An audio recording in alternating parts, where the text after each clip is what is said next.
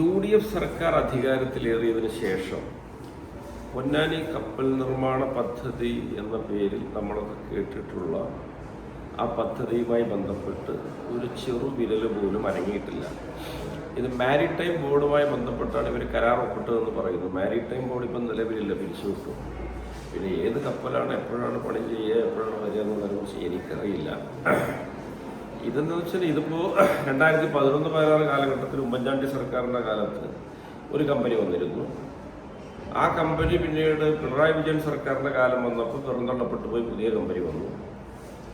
ആ കമ്പനിയുടെ വാർത്തകളായിരുന്നു ഏതാനും മാസം മുമ്പ് വരെ നമ്മൾ കേട്ടിരുന്നത്. പക്ഷേ UDF സർക്കാർ അധികാരത്തിൽ വന്നതിന് ശേഷം ഒരു ഇല പോലും അടങ്ങിയിട്ടില്ല.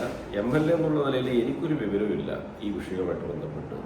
പുതിയ സർക്കാരിൻ്റെ കാലത്തെ കാര്യങ്ങൾ ഞാൻ ശ്രദ്ധിക്കുന്നുണ്ട്. ഒരു കാര്യവും ഇതുവരെ എൻ്റെ ശ്രദ്ധയിൽപ്പെട്ടിട്ടില്ല. അങ്ങനെയൊന്ന് ഉള്ളതായിട്ട് എനിക്കറിയില്ല. MLA എന്നുള്ള നിലയിൽ എനിക്കറിയില്ല. അല്ല, കഴിഞ്ഞ സർക്കാരിൻ്റെ കാലത്ത് മാരിടൈം ബോർഡും ഈ കമ്പനിയും കരാർ ഒപ്പുവെച്ചു. അപ്പോൾ നിയമപ്രാബല്യമായി എന്നാണ് മാരിടൈം ബോർഡിൻ്റെ. അങ്ങനെ ഒരു മാരിടൈം ബോർഡ് ഇപ്പം നിലവിലില്ല. അത് 2011-16 കാലത്തെ കമ്പനിക്കും പല കരാർ ഒപ്പുവെക്കലും അഗ്രിമെന്റ് ചെയ്യലൊക്കെ ഉണ്ടായിരുന്നു.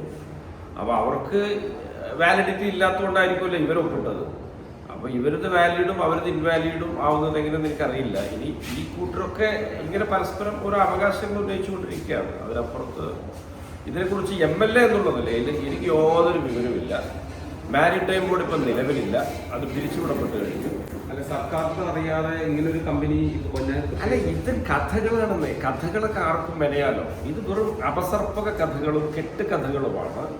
അങ്ങനെ ഒരു പിന്നെ ഇവിടുത്തെ തീരദേശത്തെ പാവപ്പെട്ട മത്സ്യത്തൊഴിലാളികളെ വിശ്വാസത്തിലെടുക്കാതെ ഒരു കൊലകൊമ്പനും ഇവിടെ വരില്ല.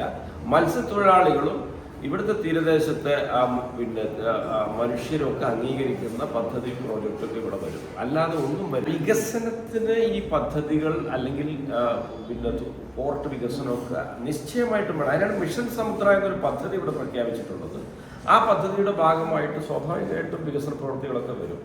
അത്രേ ഉള്ളൂ. അല്ല, വികസനമായിട്ട് ഇത് ബന്ധമില്ല. വികസനം വരണമെങ്കിൽ ഏതെങ്കിലും ഒരാൾ തന്നെ വരണമെന്നൊന്നുമില്ലല്ലോ. ഈ കമ്പനി MLA-യുമായിട്ട് സമീപിക്കുകയാണെങ്കിൽ എന്തായിരിക്കും MLA-യുടെ ഒരു? അല്ല, ഞാൻ എന്നെയായിട്ട് സമീപിക്കുക എന്നുള്ളൊരു വിഷയമില്ല. ഞാൻ മാരിടൈം ബോർഡുമായിട്ടാണ് അവരുടെ ധാരണ എങ്കിൽ ഞാൻ തിരുവനന്തപുരത്ത് മാരിടൈം ബോർഡുമായിട്ട് ബന്ധപ്പെടുന്നുണ്ട്. ഇപ്പം ബന്ധപ്പെടാൻ സാധിക്കാത്ത സ്ഥിതിയാണ്, കാരണം അത് പിരിച്ചുവിടപ്പെട്ടു.